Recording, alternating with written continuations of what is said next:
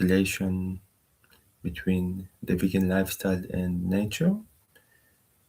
So this is, of course, a very important aspect of the vegan lifestyle. Um, it honors nature. It tries to live. We try to live in harmony with nature as much as possible, of course. It's all about conscious choices that we make in daily life, in every single day, basically. And yeah, it also extends beyond animals. So nature is like we talk about trees, plants, flowers, rivers, oceans, and all those are very important, of course, and they form an ecosystem that is crucial to this planet and so important for our well-being as well as survival. And we need to take good care of it. And so when we choose the vegan lifestyle, we are choosing coexistence instead of domination. So we coexist with all of nature, with all beings, all the animal people, all the humans, all the insects, all the fish, all beings basically, all the birds.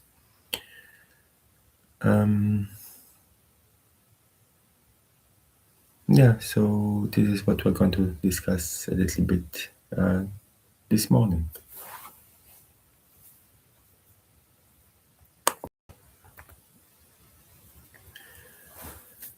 So plants, they are a living system. They are sensitive and intelligent.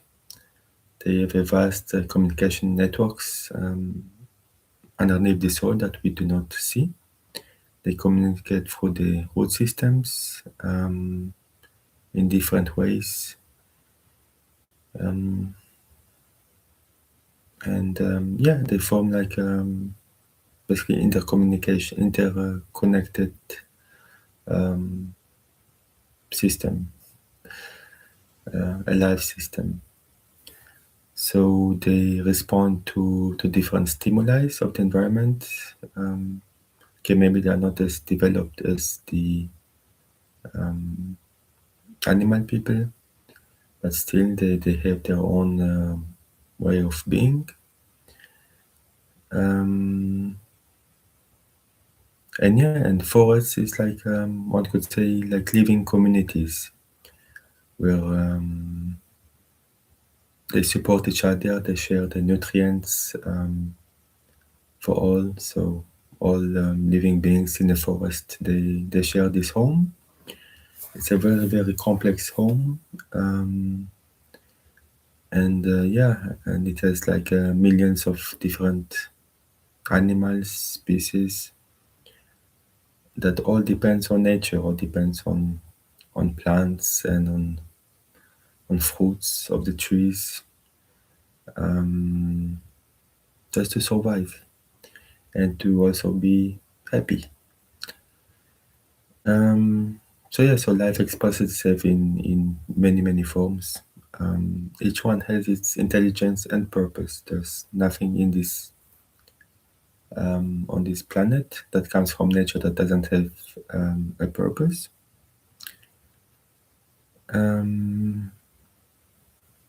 So even plants, they deserve our respect and our our care.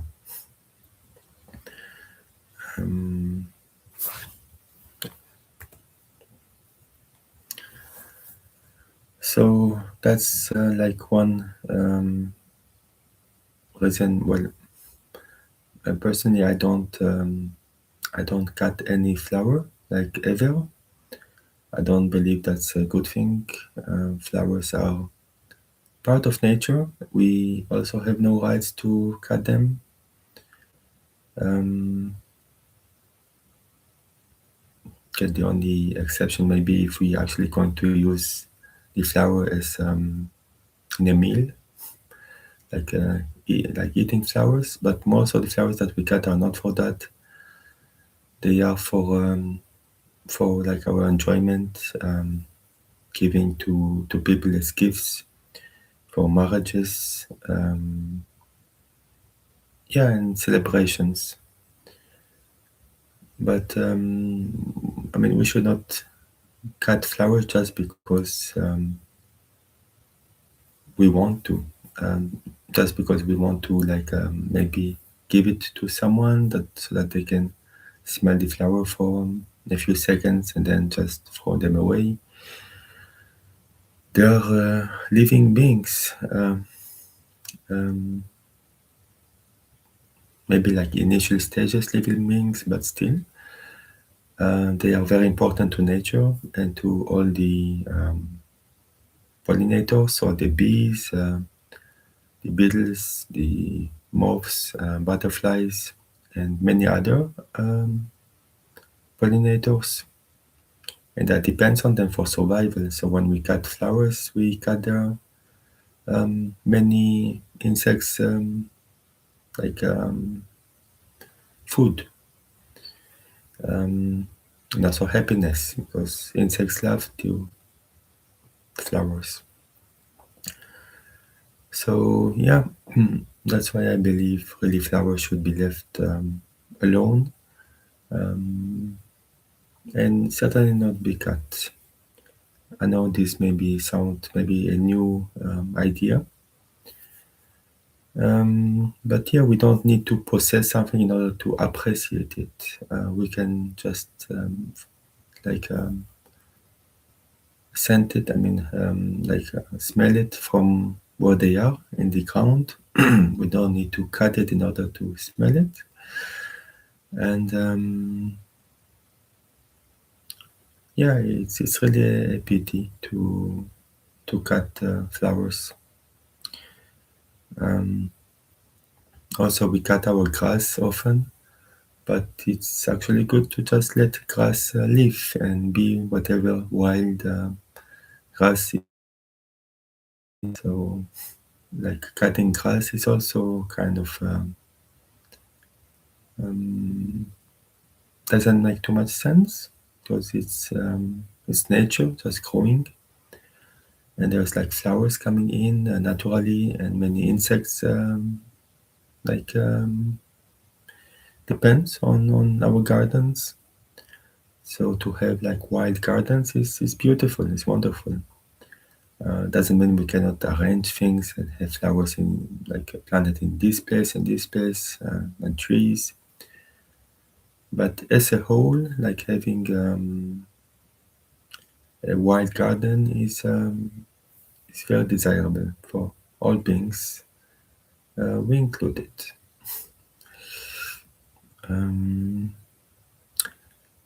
Yeah, so just the idea of letting them live, like flowers, same thing.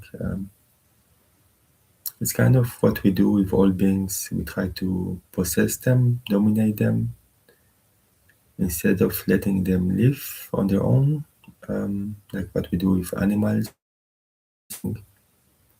We somehow over a long time we forgot that we are just parts of nature. We are not supposed to. We are supposed to be like kings and queens of nature, like kind and compassionate kings and queens, not dictators. We should just let nature be and not force it into our will. So yeah, that's why okay, for one thing, flowers should not be cut.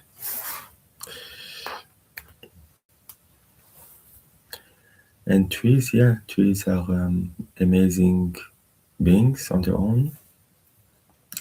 They are like the silent guardians of life. They are so important for so many reasons. We should protect them as much as possible. They sustain all life on our planet, so without trees, I doubt we would survive for long. Because they're important for they're like the lungs of the planet. They absorb the carbon dioxide and release oxygen that we breathe.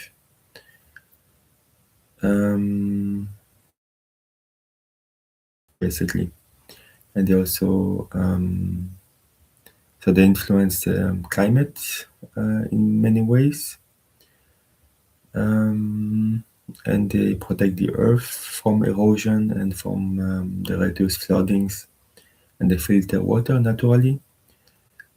And maybe one of the most important things, they are living homes to countless beings. They give shelter, like to birds, to insects, to even mammals, and many microorganisms. So trees are worth protecting, and planting as many trees as we can, of course, in a responsible way, in the right place. But there are like many organizations who plant trees for us in many different places of the earth in a very, very professional way, correct way. You can just search for a tree, planting trees, and they do it for not a lot of money. So one can even plant a tree, so-called plant a tree for $1 or €1, and not even sometimes even several trees for €1, $1. I would recommend to check out those organizations and maybe help them out to plant trees in your name. It's a wonderful gift to nature. And those organizations, of course, depends on local structures in all over the world, and they really make sure that that this money is really used for what it's told. And and to plant trees are like they're amazing, loving beings that we should try not to cut as much as possible. So try to deforest. What happens now with the deforestation is mainly driven by the animal agriculture. I believe 80% of like the Amazon, what is cut in the Amazon, is because of the animal agriculture and because of the feed that is required to feed those all the animal people that they they have. So if we stop consuming animals, then then we can let the forest grow again, and it's wonderful. So we should all, I believe, reflect on that deeply.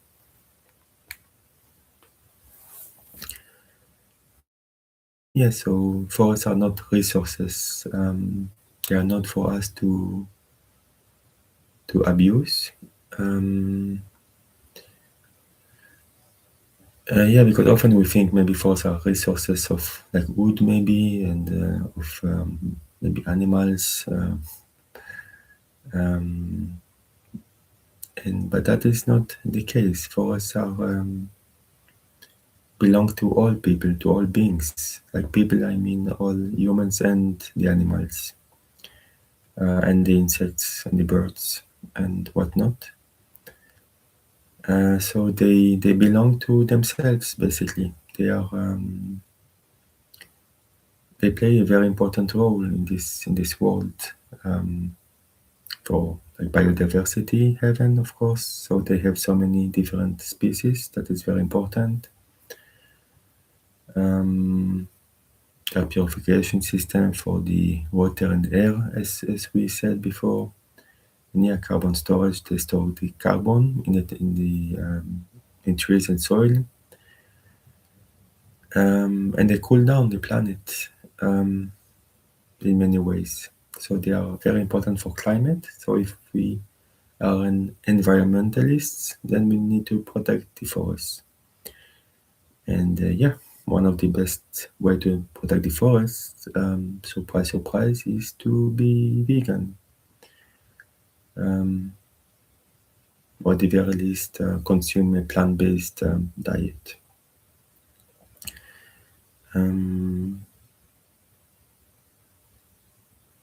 Yeah.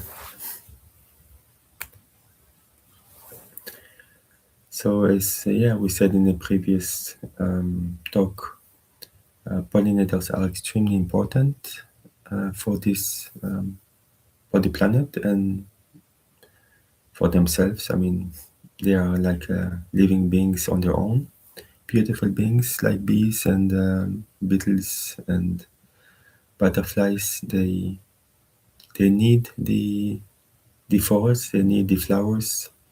They need to be left alone, like live and let live. So that's why the plant-based agriculture is much more sustainable. It supports pollinators, especially if we go to the organic or bio route, where we don't use pesticides. Pesticides are some of the worst things for those wonderful insects. And those insects, they are supremely important for our survival also, because they are pollinators, and without them there would not be much food. So we really need to step up our game and start to see the holistic vision around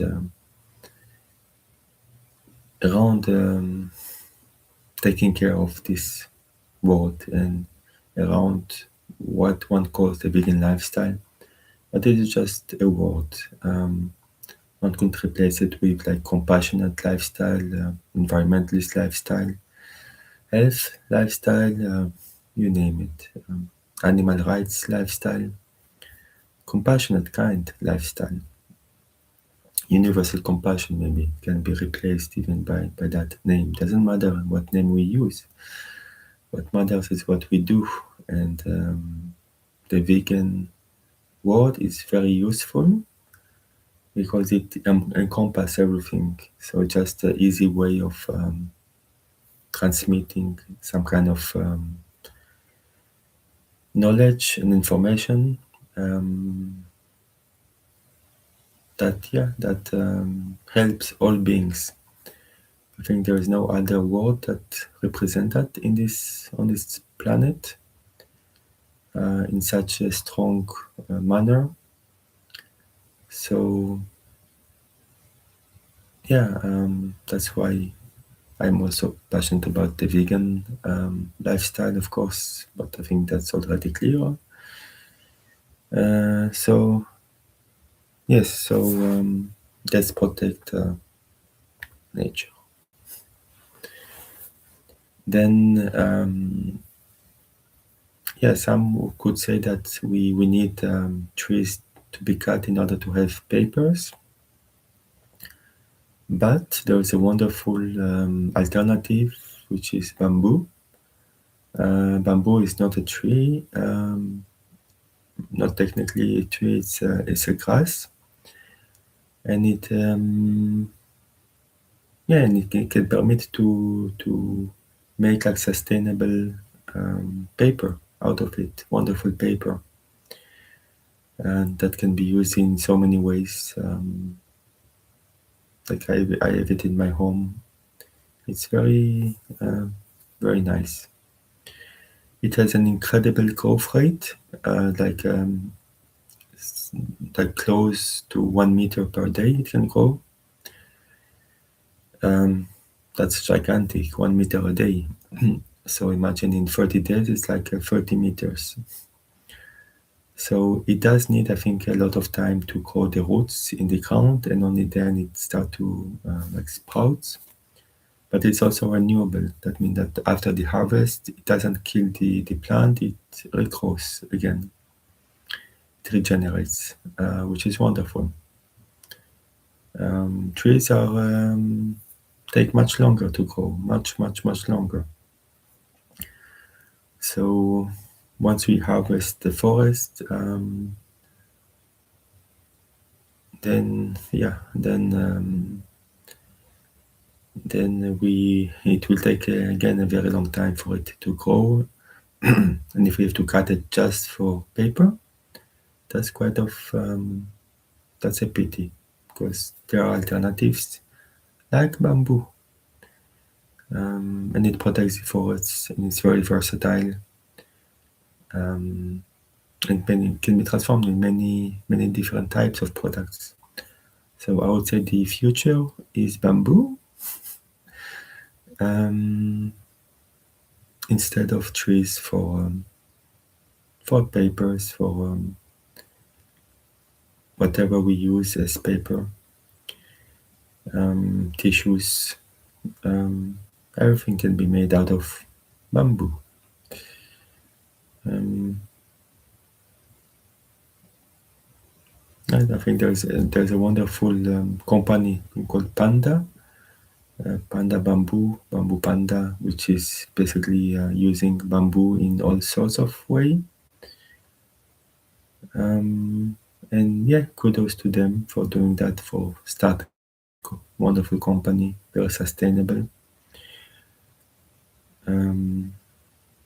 So if you have never heard about this, then maybe research this a bit, and yeah, and check it out.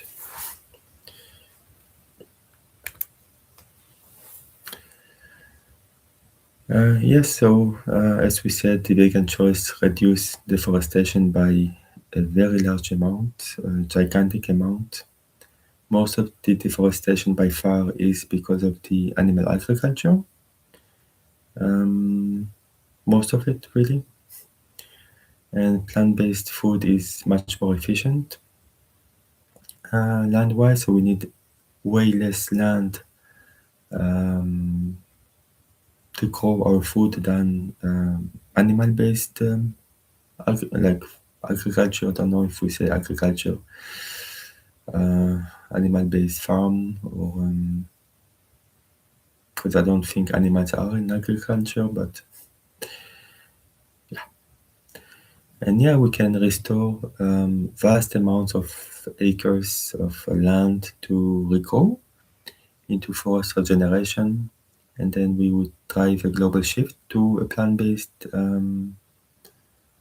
society, where this world could turn into a kind of heaven. Not a kind of, it could turn into heaven. But it requires all of us together to work on that project, one could say, Project Heaven. That would make a wonderful name, no? Project Heaven, Project Earth Heaven, Project Gaia. Gaia means heaven, I believe, in Greek, ancient Greek maybe, not sure. But yeah, so the impact of the animal agriculture is gigantic, as said. They destroy the forests, and yeah, all the feed crops for their so-called cattle ranches is again destroying the forest, and also it removes indigenous communities from their land. That's also very important. So yeah, because in the Amazon, for example, if forests are destroyed, then there are indigenous communities that live in those forests, and cutting the forest, we cut their home. So it's not only place for all the beautiful animals, but also humans. And yeah, and we destroyed the habitat of so many beings. So yeah, the power of plant-based eating is that it's very compassionate. It requires dramatically less land, much less land. We don't need to wait for forest regeneration. It does the carbon sequestration potential, and biodiversity is stays as it is, basically. If we stop it now, then we could again regrow, because maybe there are species which are not many of them left. But if we let them live on their own, then they could again be plentiful. That would be wonderful. So yeah, when we eat plant-based, it's a vote for the trees, vote for the forest. What we do in our daily food choices has tremendous impact that we cannot imagine. We kind of live in a bubble. We are not aware of what is going on in this world. That our own actions can have such tremendous both positive and negative effects, depends what we choose. So it's a choice. So let's choose wisely.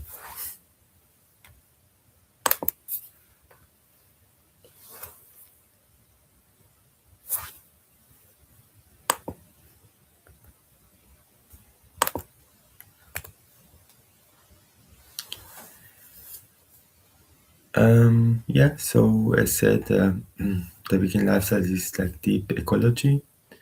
One of the most important concepts is that we are not above nature.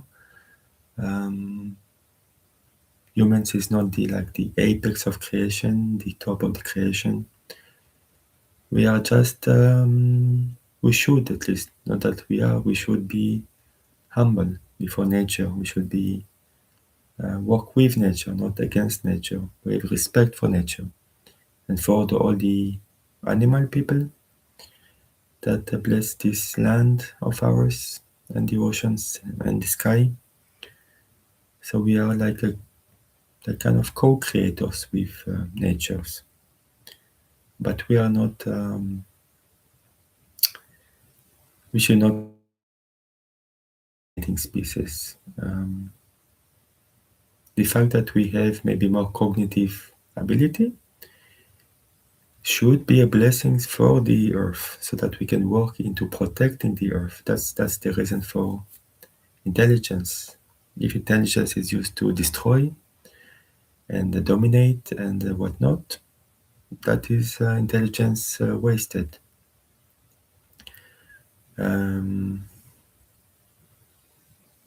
So we are not owners of the earth. We are again just an illusion of humans, and then that we use that to exploit nature, and then we are surprised that everything gets destroyed and calamities and whatnot.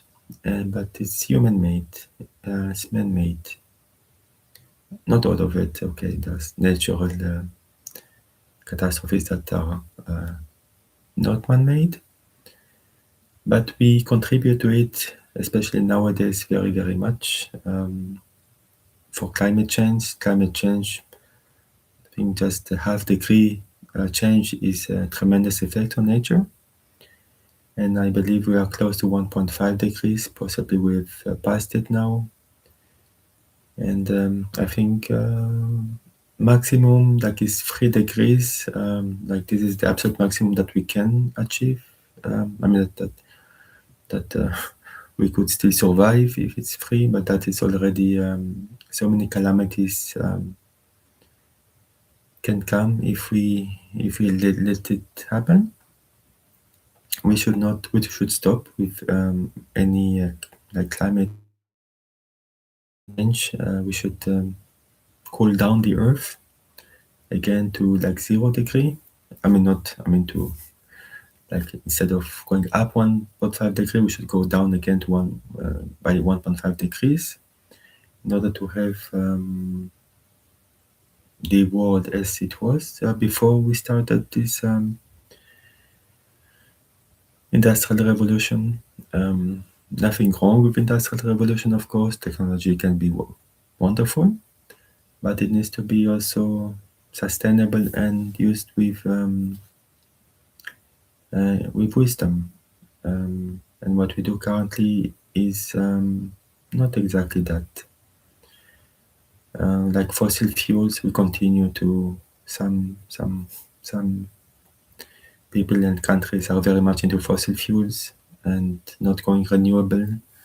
That is a very big issue. Renewable energies are amazing. They are renewable and they are free. Like the sun rays are all free. Of course, we need to gather this energy, but once we create the infrastructure and the materials, then that's it. We just can go to sleep and energy comes for free and without any pollution for a long time. And then we have to recycle, of course.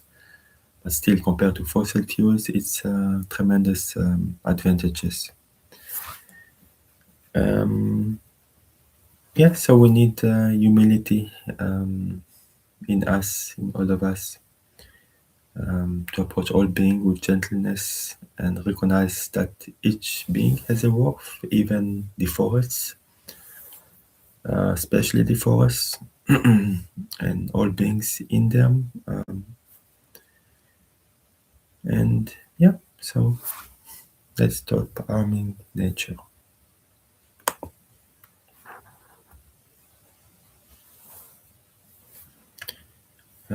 Yeah, so again, so that's like kind of a summary. So we have to live gently on a living planet. We have to honor the living flowers. I like to stress that out because one can think, well, even vegans they cut flowers, but it's just not right also, and it's something that is very easy to change, and we don't need flowers. And in marriages, just give chocolates, vegan chocolates instead of flowers. I think everybody will be much happier with that. Flowers is just a tradition, but like all traditions can be changed.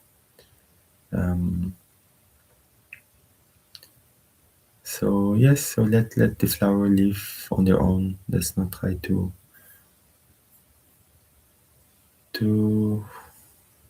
uproot them, and let the insects enjoy their scents and pollen, and yeah, from which bees makes honey, not for us but for them, for their winter purpose. That's what it's supposed to be. So we are supposed to be the guardians of the nature, and trees are the guardians. So they protect us for oxygen production and climate regulations. Habitat, protecting them is like protecting ourselves. And again, we should choose renewable as much as energy, as much as possible. So for example, in this case, bamboos are amazing. So we don't need really trees to cut trees in order to have paper. Besides that, we don't really need paper almost in this world. I mean, we have technology that like digital books. I know many people love paper books. I mean, it's like it's a usual thing. I like also paper books. But why not make bamboo books? To be the same but much more renewables. And why not still make just go digital if we cannot have renewable like paper? Why have it at all? We don't need it really. Just like humans wish, desire to have this. But nowadays the digital books are very are wonderful. They even like look like paper. Okay, it doesn't have the feeling of paper. I'm quite sure in the future we could have like digital paper that would maybe feel like paper, but would be digital. That would be maybe a future idea for any entrepreneur. And yeah, that's why it's a good idea to live so-called live vegan. So for the animals, for people, for forests, for oceans, for all the web of life that makes Earth our home. And every choice we make ripples, has a lot of ripples effects. So yeah, so let's write a love letter to Earth by just going vegan. Um, and yeah, let's make every meal a choice of an expression of gratitude and love to this home, um, and care and true care. So the vegan lifestyle is not extreme.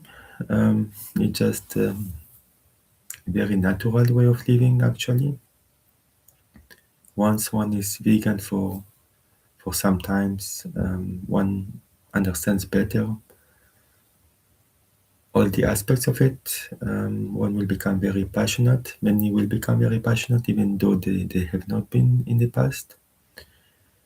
One good example of that is the lovely Ed Winters, or aka Earthling Ed. Maybe some of you know about him. He's a wonderful soul, um, very much ethically aligned. He's a very strong vegan advocate. He has a great channel on YouTube. I would recommend to check him out. He also has, I believe, two wonderful books, or two or three, I don't know. Maybe there's a third one. um, and yes, he tells his story about how he went vegan. It's very interesting. One can watch his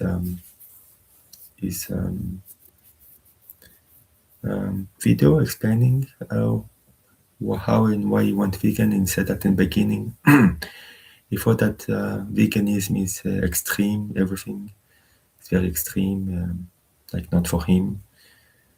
But then he's, I don't know if it's suddenly or over time, probably over time, he understood the importance, and then he completely changed his viewpoint. And interestingly, he became one of the greatest advocates for the vegan lifestyle. He's interviewing many people. It's very interesting. He interviews a lot of uh, university students, and it's very interesting how he view things. He has a very kind way of expressing himself. Of course, he learned it from a long time, a lot of experience. But yeah, he he's a special soul. So there are many special souls on this planet. Yes. So I think that was the last one. Yeah. So that was the presentation for today. I hope it was interesting, maybe useful, maybe open some new views about these aspects. We don't necessarily think about it often, like not cutting flowers. We rarely think about that, like what can be wrong with cutting flowers, or like bamboos. Maybe not many people know that bamboos can and do provide a wonderful alternatives to wood and to like usual paper. And there are companies, or at least one I know that I use, that uses that works with only bamboo, make all sorts of wonderful paper, tissue, and other things. So yes, so that's it. let's go to our daily practice. But maybe it's a good idea to keep this in mind. It's like a daily reflection that one can have. Yeah, one should also, not should, but one could check what I recommend every day. I don't know if anyone is looking at this, but every day I recommend to look at a certain video, and also recommend some challenge of the day. Can be either reflection on some points or some challenge to do. I think yesterday was like be vegan for a day. So check those out. Those are really great. I always recommend great documentaries and interviews and many things. And there was, I think yesterday was an interview, not an interview, sorry, like a talk by one of my favorite person on this planet, which is Lisa Raimondi, where she explained why she's vegan and how she stays vegan. And yeah, it's a wonderful talk. She goes a lot of nature, so she talks in nature, in the desert. And she has a great way of expressing herself and of being, and she's vegan first and foremost, as she says, for the animals. She's a raw vegan, so she eats only raw vegan food. She started, I think, in 2014, so I think 12 years ago maybe, or 11, 12 years. And yeah, I don't say that one needs to go raw when going vegan. That's a personal choice. One could say that going vegan is like not a choice, because it's for me it's something that we should all do, because it's just about compassion and kindness to all beings, to the planet and to ourselves. And then once one is vegan, so-called vegan, then one can choose whatever one wish more precisely.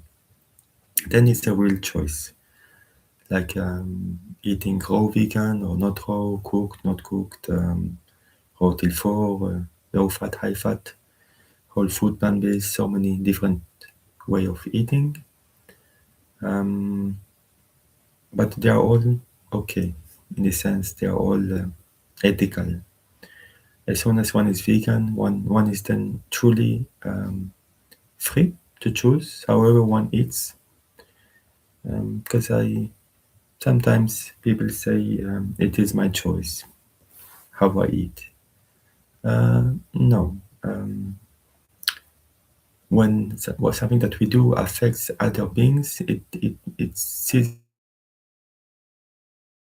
to be our choice. Don't hurt any being, and then we really have a choice. Like if I love yellow, orange, red, green, blue, black, white, gray, all this is a choice. I mean, it's a color that I wear on my clothes.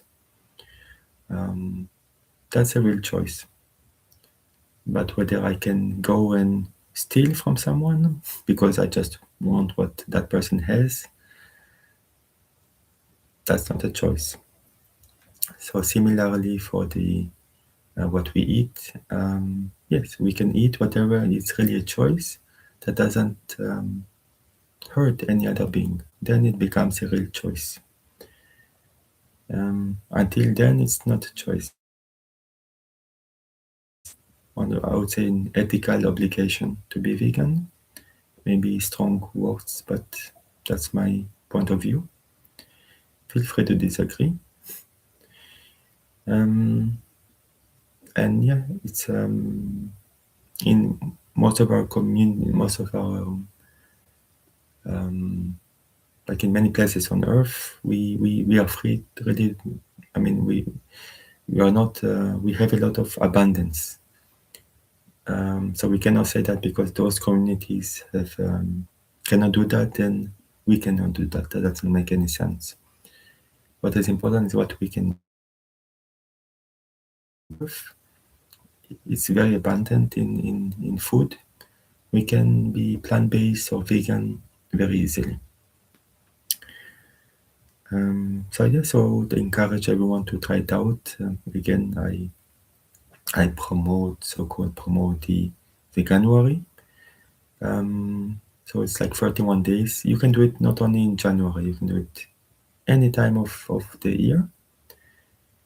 31 days, one will receive like supporting emails, books, and I think there's like a private community on Facebook, maybe, I'm not sure. To help people to either just transition or just to try it out. Trying out is also good. Many people just try it out, see how well they feel, and then they stay. Or at least they cut the meat-based food by a very significant amount, which is already a good thing. So veganism is not about purity, but it's about intention. Still, one can be, as much as possible, vegan. Not 100% is just not possible in this world. Like when we eat in the restaurants, if it's not a vegan restaurant, then there will be cross-contamination with maybe meat, fish, legs, eggs, or dairy. Even though we choose a vegan a meal, but it doesn't mean it's 100% plant-based. But that's okay. We cannot be perfect. Also, sometimes we eat by mistake something that contain animal products. That's okay. We should not beat ourselves up. Just learn from it and try to avoid it next time. And it should not be like a stressful thing to be vegan or plant-based. It should be something that is quite freeing, actually. It's a freeing way of being. It's a very, very easy for me. I believe it's very easy lifestyle. I don't have any. Once one understands the ethics behind it, that's it. It becomes very easy of our choice. There's no more decision to make. It's but again, it should not be. There's no perfect vegan in this world. Also, we may have clothes made out of leather already. Maybe before we went vegan. We just keep it until it wears out, and then, or we can give it in donations, and then we buy cotton clothes or whatever, or other type of plant-based clothes. So we do what we can, and we can do quite a lot actually. So thank you.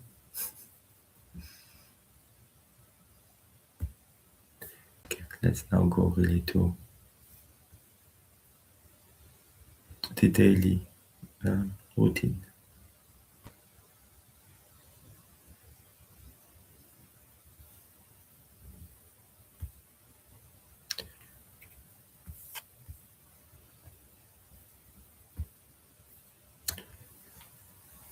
So good morning again, everyone.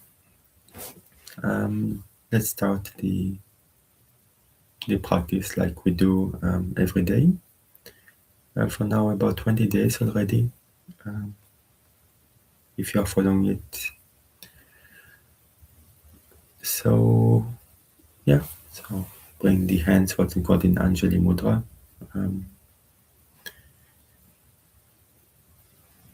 Just for today, I will not worry. Just for today, I will not be angry. Just for today, I will do my work honestly. Just for today, I will show gratitude for my many blessings. Just for today, I will be kind to all living beings. May today be a joyful, peaceful, blissful, and magical day. Loka samasta sukhino bhavantu. May all the beings in all the worlds be happy and free. And may our thoughts, words, and deeds contribute in some way to that happiness and freedom for all. Om Shanti Shanti Shanti. Om peace to all of nature, peace to all living beings, to all humans, to all animals, all insects, all fishes.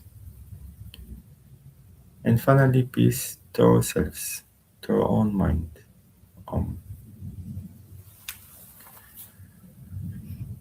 So that's um, also a reason why we say 3 times Om.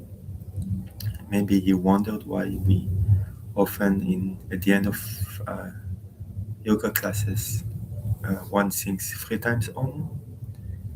So that is the reason. So the first Om is all for all of nature, so that we wish peace to nature, so that we not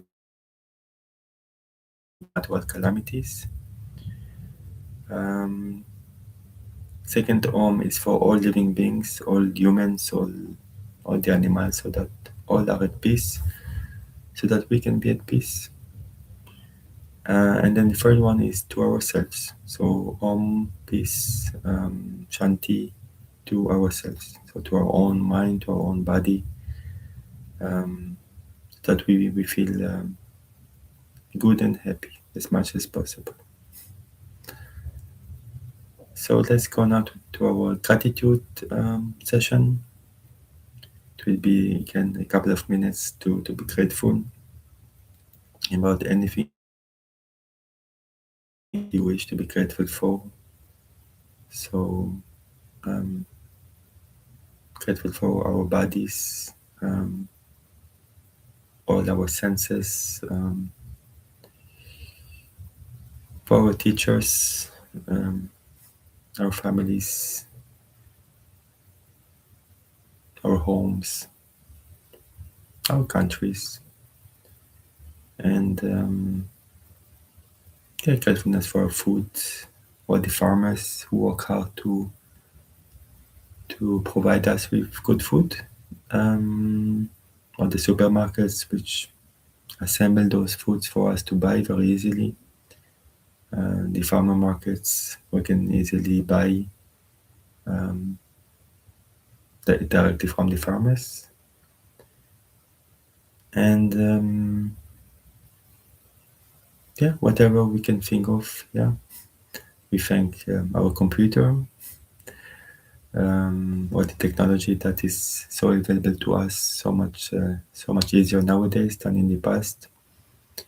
We thank all the dentists. What would we do without dentists? They're important. They're like saintly beings. They permit us to avoid pain and be able to eat. And also the doctors, that also they do wonderful jobs, not easy jobs. They work so hard for so many years for their studies. I don't know how many years, but medical profession is one of the longest that where one has to study, like many years. And it's always a continuous learning also with new techniques, new whatever. And especially doctors, lifestyle medical doctors, which are based base their way of treating people, not only treating with pills, but with lifestyle changes, like food, like whole food, plant-based food, like sleeping well, exercising, stopping, removing alcohol, uh, smoking, drugs, and whatnot. So those medical doctors, they are quite wonderful. And I'm not sure there are many of them for the moment. There should be. There should be actually it should be a full course in the medical profession, especially nutrition, but unfortunately there isn't. There's almost no nutrition studies in medicine, which is kind of ridiculous. That's why doctors, they just don't know about nutrition, about plant-based diet, how healing it is. It can even reverse many diseases, like heart diseases. Okay, not 100% of the times, but in many cases it can. So yeah, we are grateful for all, even many things that I did not say, but be creative. So yeah, let's do that for just a couple of minutes.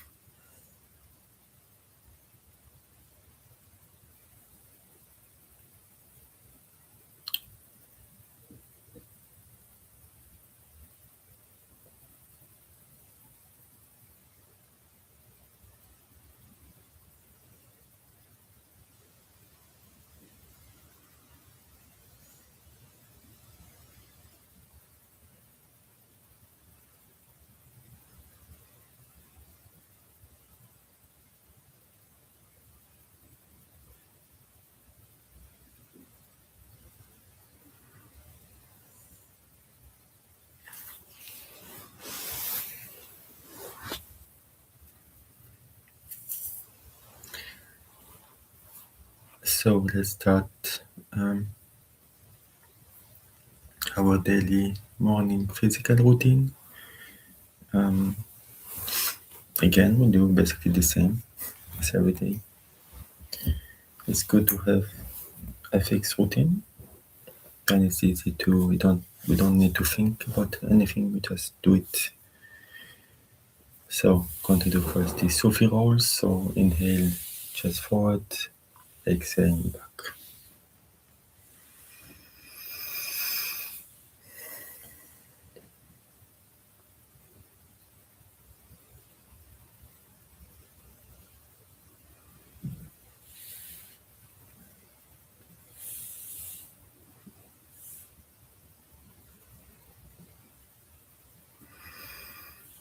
The other way.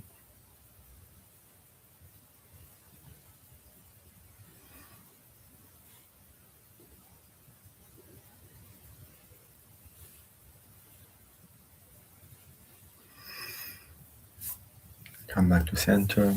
Inhale, turn to one side. Inhale, extend the spine. Exhale, turn a bit more. Inhale, come back to center.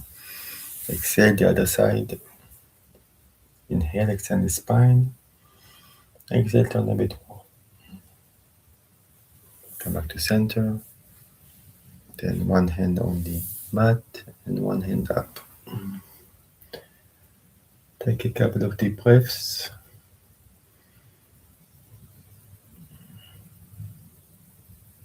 The other side.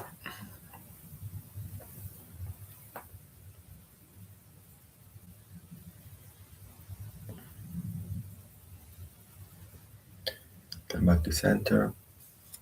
Hands on the shoulders. Just make some rolls.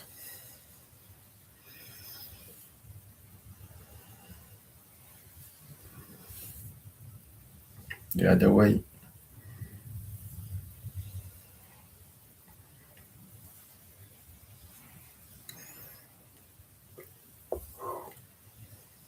And come back to center. Make some wrist rolls and fingers.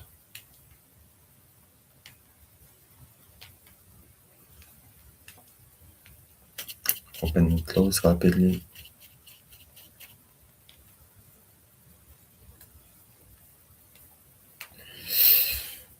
Okay. Make some extend your legs.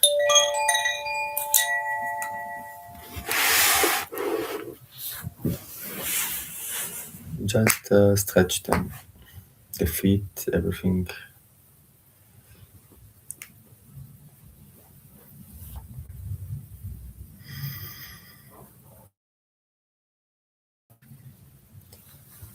You can bring one leg close to you, and then hold it and then turn to that side. Then move the other side.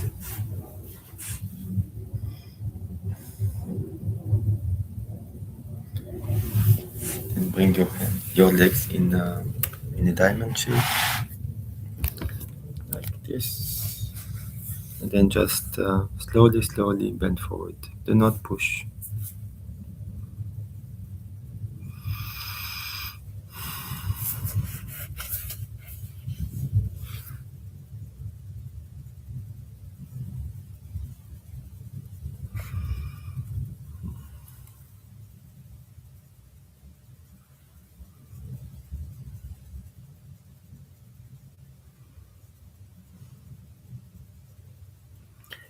And slowly come back.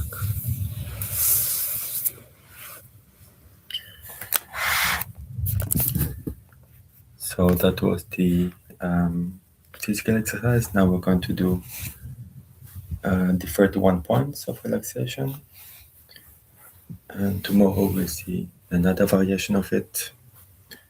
But today we still do the 31 points. So again, it's just the 31 points that are considered energetic centers in the body, and that is permits to relax and to really focus the mind.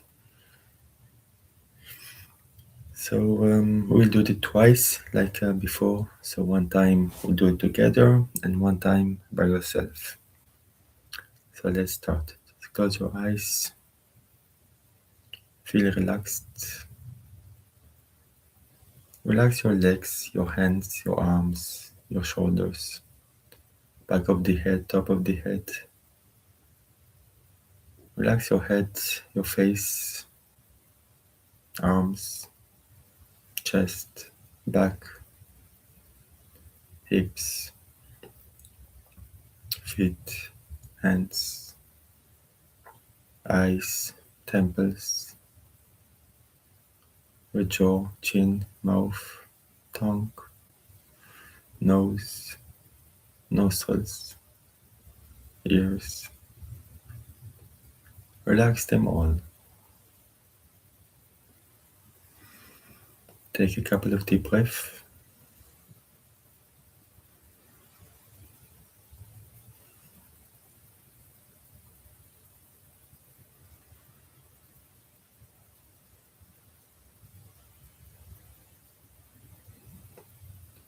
And let's start.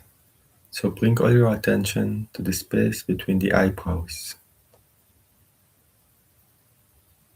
the pit of the throat,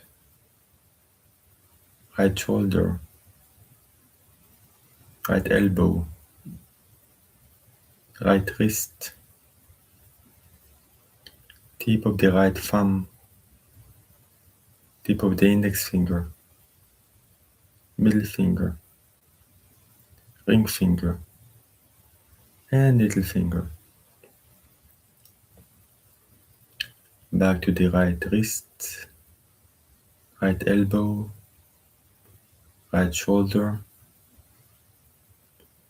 pit of the throat, left shoulder, left elbow, left wrist, tip of the left thumb, tip of the index finger, middle finger, ring finger, and little finger. Back to the left wrist, left elbow, left shoulder, pit of the throat, the space between the chest, the right chest, center of the chest, the left chest, and the center of the chest. And just relax.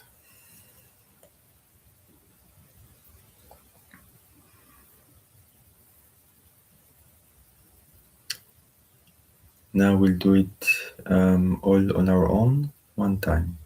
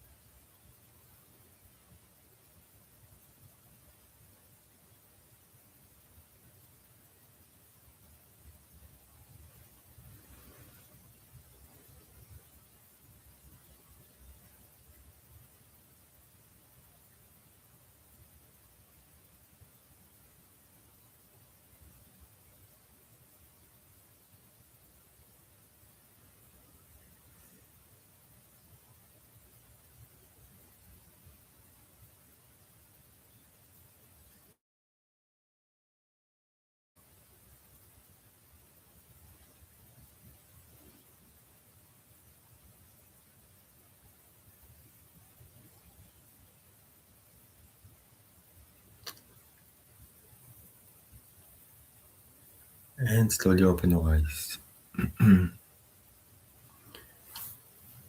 So, um, so that concludes the relaxation. So let's take 5 minutes break, and then we will start the pranayama.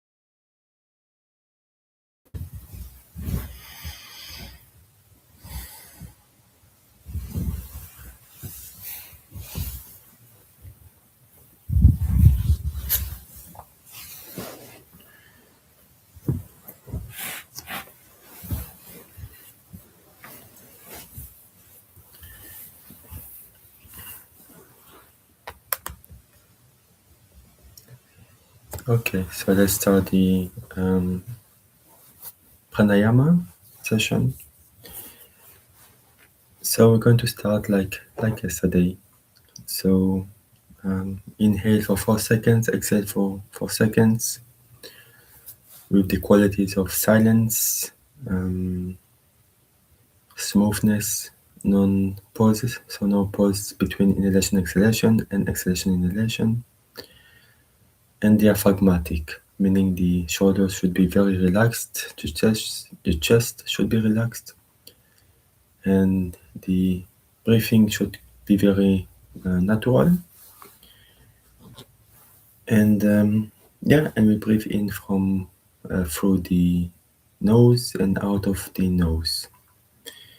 As always, the nose is for breathing, the mouth is for eating and speaking.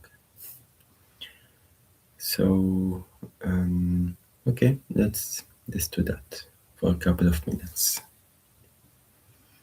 Inhale for 4 seconds, exhale for 4 seconds.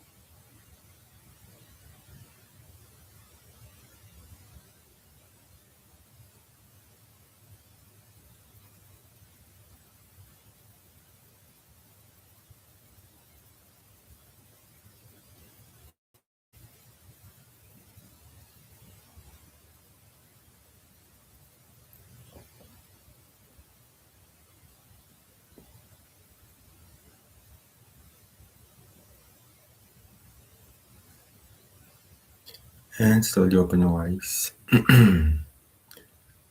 um, let's pass now to the breathe in for 3 seconds, breathe out for 6 seconds. with exactly the same quality of the breath.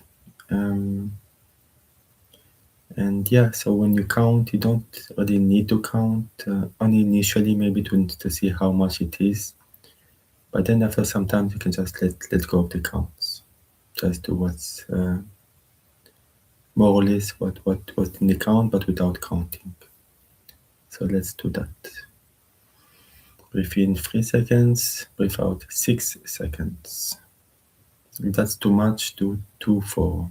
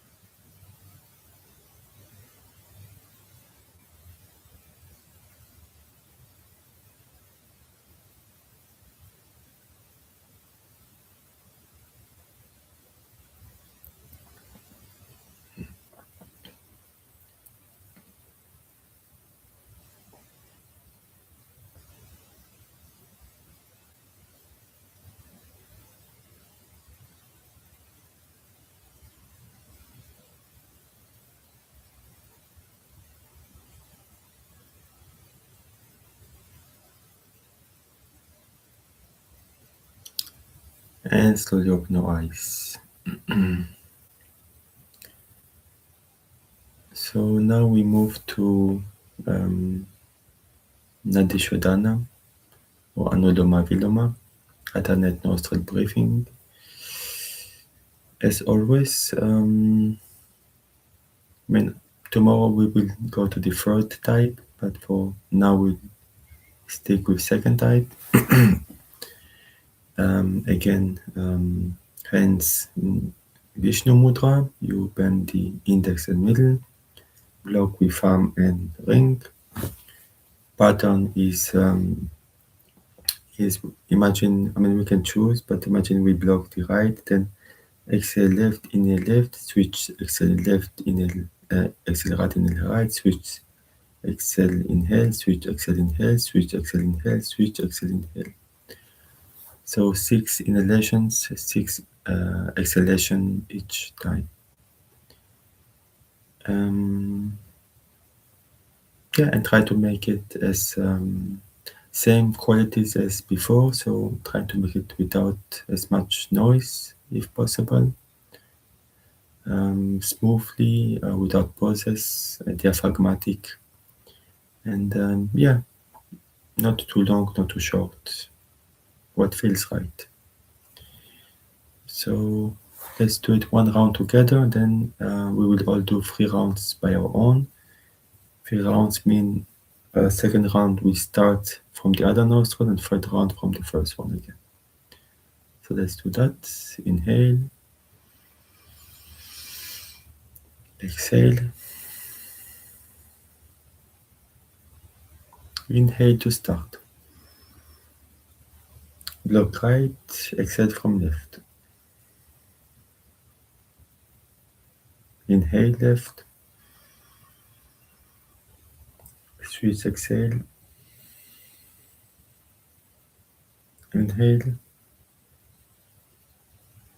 switch exhale. Inhale, switch exhale. Inhale, switch exhale. Inhale, switch exhale. Inhale and relax. Between each round, we can do like 10-15 seconds of relaxing, and then we can pass to the next round. So let's do that. So 3 rounds on our own, at our own pace. Don't rush things, just do it as you feel. So let's start now.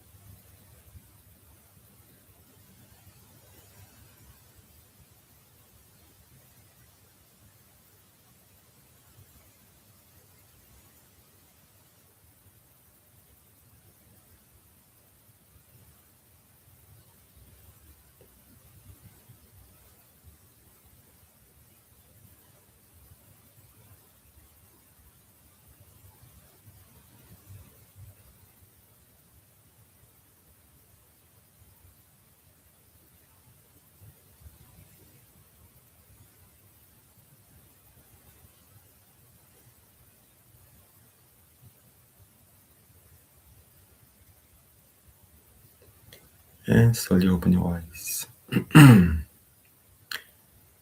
So now we pass to the Brahmari, which is just closing the mouth and making so so like inhaling. Of course, there are variants on this, but this is the easiest.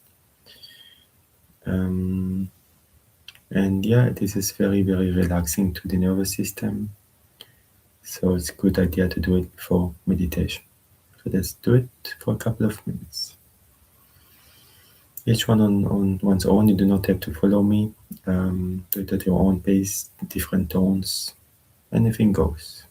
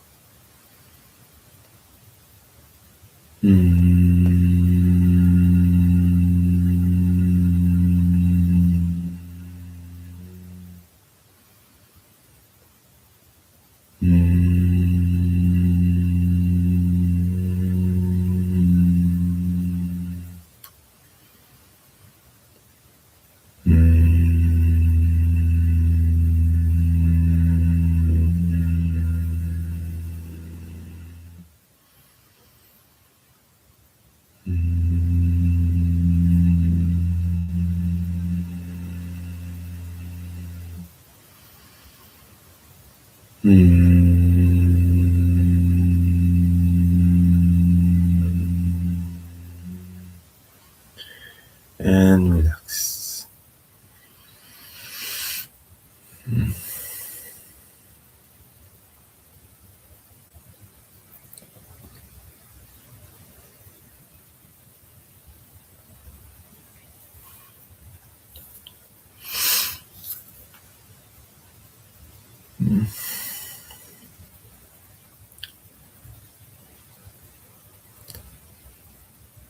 So now we move to the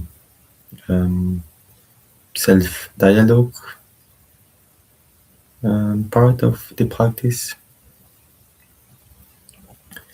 Yes, we already discussed it at length, especially yesterday. So just to recap, short recap. So first, setup is to talk about ourselves in a positive, happy, joyful manner, with our own mind, our own Buddhi or higher self. And yeah, it can be many things. So can be there are many categories of things that we can talk to ourselves, like because we already talk to ourselves quite a lot. But this is more structured talking. So one thing that we can talk is about prayers is kind of self-dialogue. Can be either pre-made or made. Best is own made from the heart. Just pour out whatever you wish to pray to or for. Other practice is self-dialogue. Is sorry, gratitude is a kind of self-dialogue. So what we did previously, like after the prayer in the morning before, that's a wonderful self-dialogue. Then there's affirmations, all kinds of affirmations that one can say. Positive ones, of course. There's also metta, the metta meditation. Metta means love. So it's okay. It's considered like a Buddhist meditation, but it's basically universal. Everybody can practice it, and it's a good practice. The idea is to wish well to three categories of beings. One is those that are close to us. One is for those that are neutral, that we don't.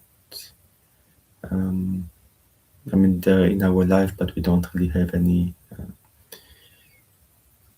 sort of connection with them, like workers, co-workers that are in different departments that we do not really interact with, that we don't know really, but we wish them well. And then there are those that are the final type is to those who we have difficult time with, so difficult beings. So we all also wish them well. And yeah, I would add a fourth type to that, maybe a variant to also wish well to all living beings. So not only humans, usually this is seen as a wishing well to humans, but let's expand our consciousness, our mind, and include all beings. So in this metta meditation, maybe even the first thing to do is to first wish the well-being of all beings, irrespective of species, also the trees and the forests, the flowers, even plants, bamboos, and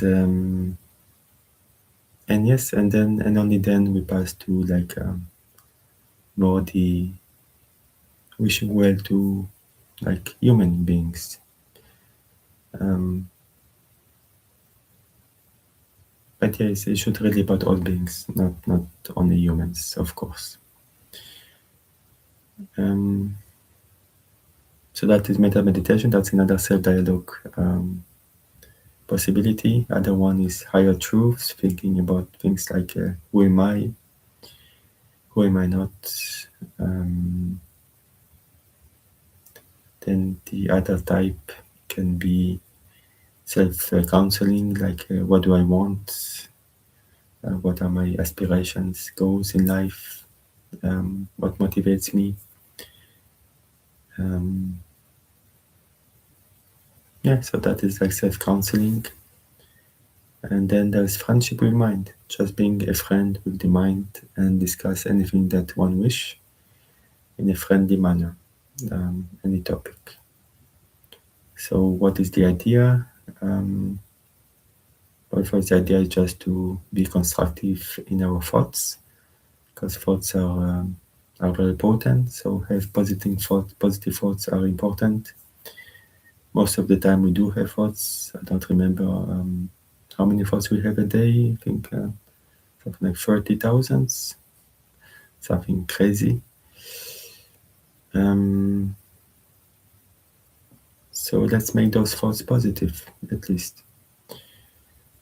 And yeah, and then that is a preparation for meditation. So in a way, we like tell the mind, let's discuss anything that you have on your mind. And after that, in meditation, we actually try to do the opposite. It's just to we are not following the thoughts during meditation as much as possible. So it's like two sides of a coin. One is self-dialogue where we do follow the thoughts, and one is meditation where we do not follow the thoughts. Both are important. not only meditation. But at the same time, self-dialogue should not be done for too long, so it should not be the main thing in the practice. Just a couple of minutes can be just 3-4 minutes, and meditation should be actually the main part. So meditation could be an hour or two, and self-dialogue could be just 3-4 minutes, just to let the mind unwind. Um, and if one really doesn't feel like meditating, then one can substitute it with self-dialogue. Should not be done all the time, but from time to time, if we have too many thoughts and just we cannot meditate, then we substitute it with a full self-dialogue session without even meditation. Um, yeah, so let's do self-dialogue a little bit. So we'll do it for 12 minutes. And you decide what you want to talk with yourself. So I will ring a bell every time we start, and I will ring a bell every time we stop. So you don't have to look at the watch all the time. I will guide the timing at least. So let's start now.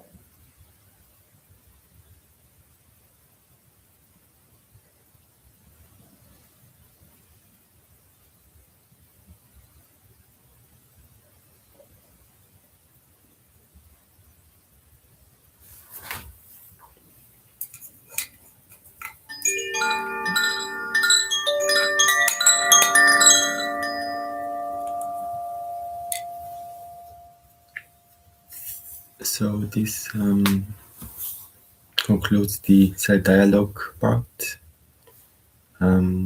Before going to the meditation, let's take 5 minutes break.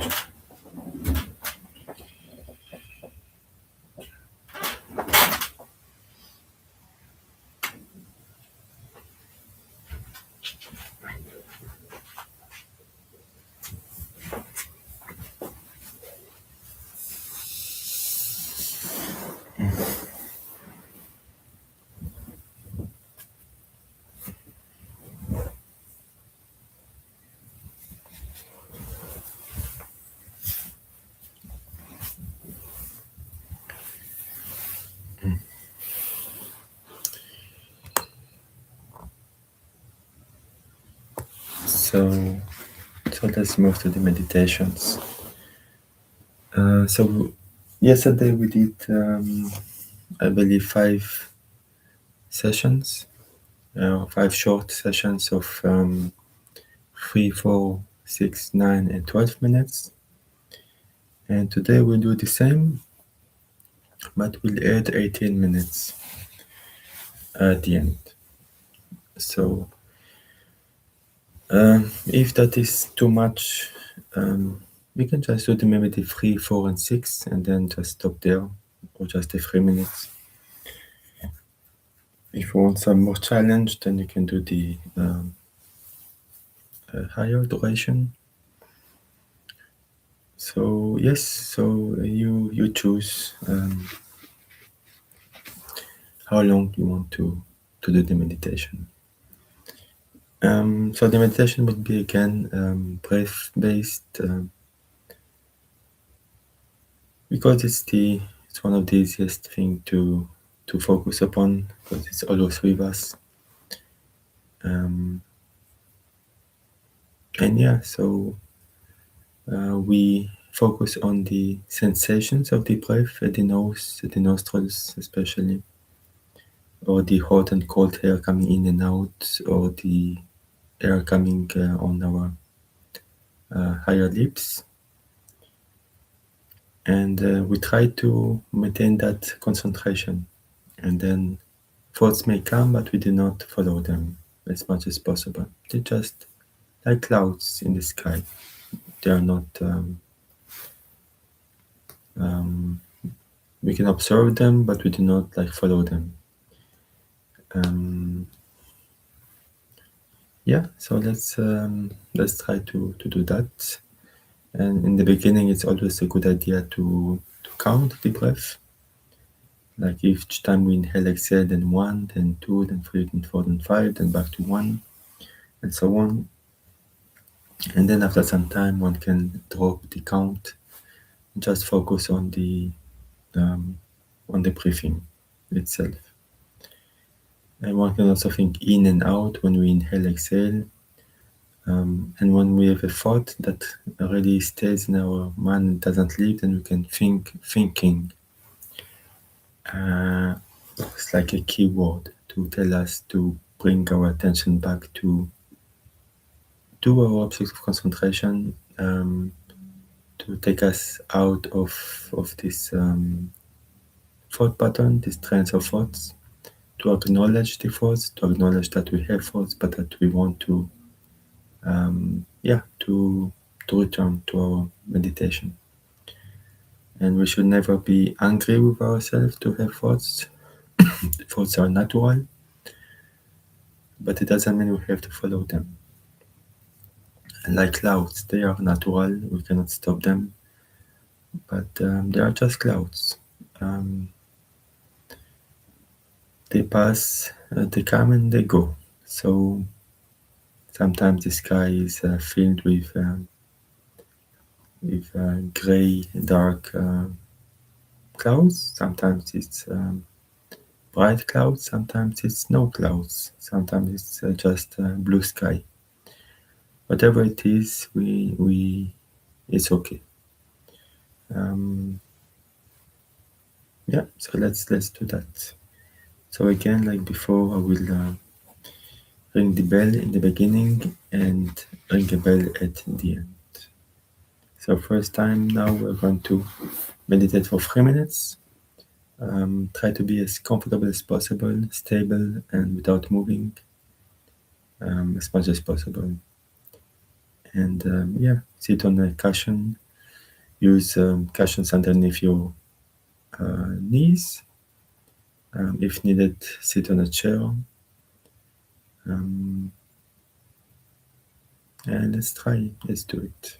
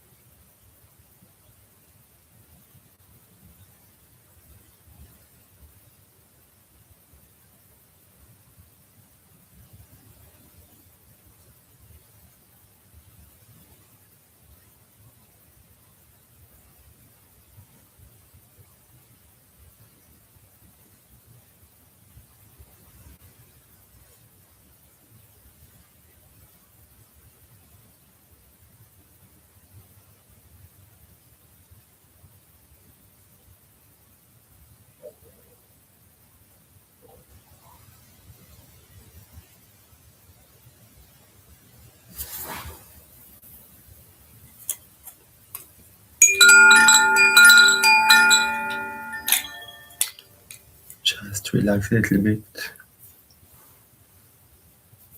and get ready for the 4 minutes.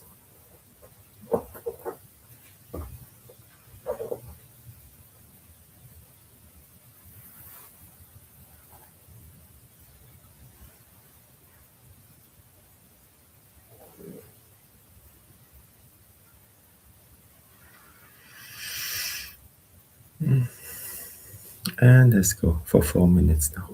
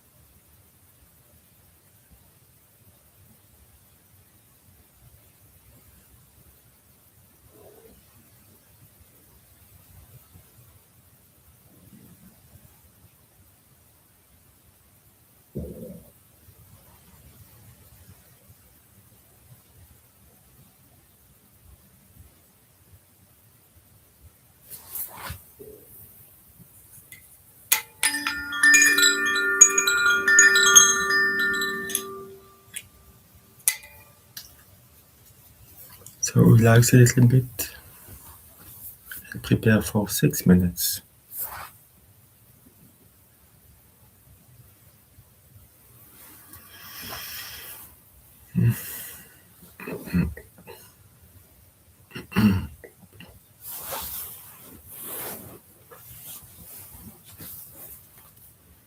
And let's go.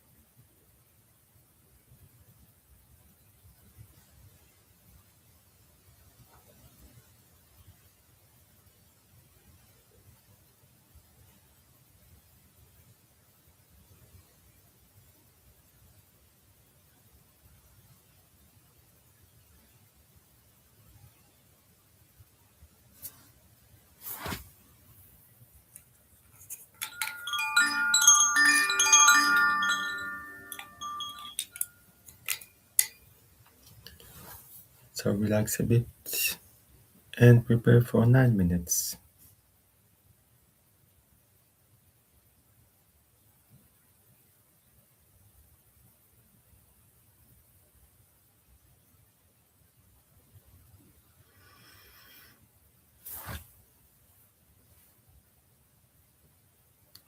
So you may feel that either it's going easier and easier or maybe harder and harder. Um, yeah, watching with awareness is not easy. We need to be very mindful when thoughts come to bring our thoughts back to the breath. Um, not let our or a train of thoughts take over us. Um, and yeah, it's not easy, of course, but we do our best and try to be calm and just be aware. So let's go. 9 minutes now.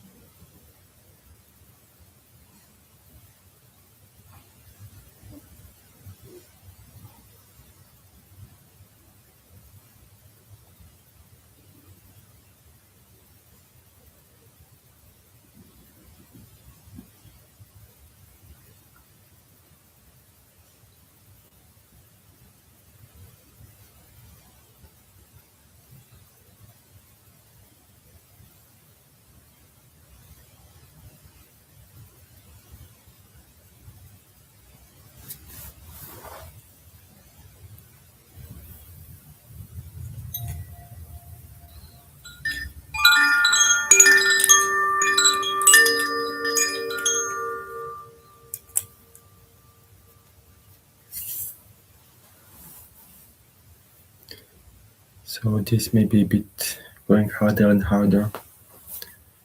Um, so we prepare ourselves for 12 minutes. Take some time to extend your legs, stretch, whatever you need to do.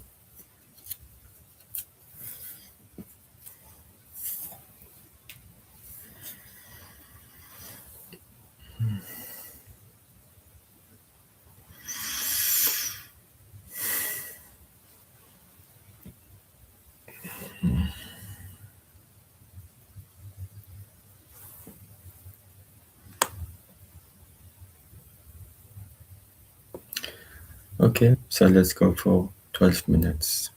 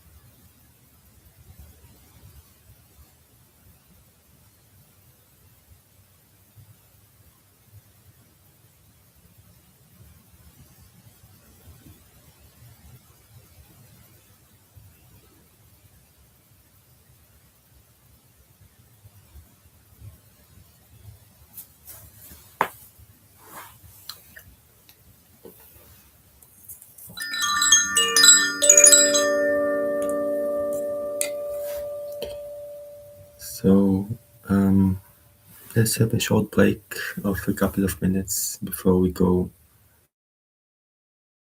and of 18 minutes.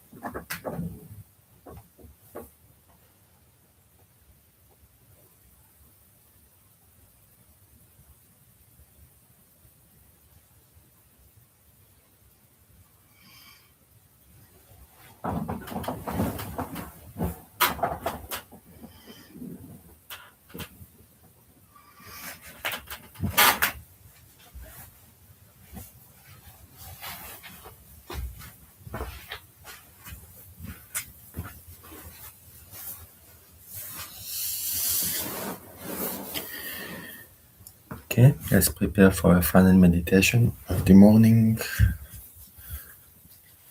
So this is going to be 18 minutes, so a bit longer. Yeah, then same thing. Let's start.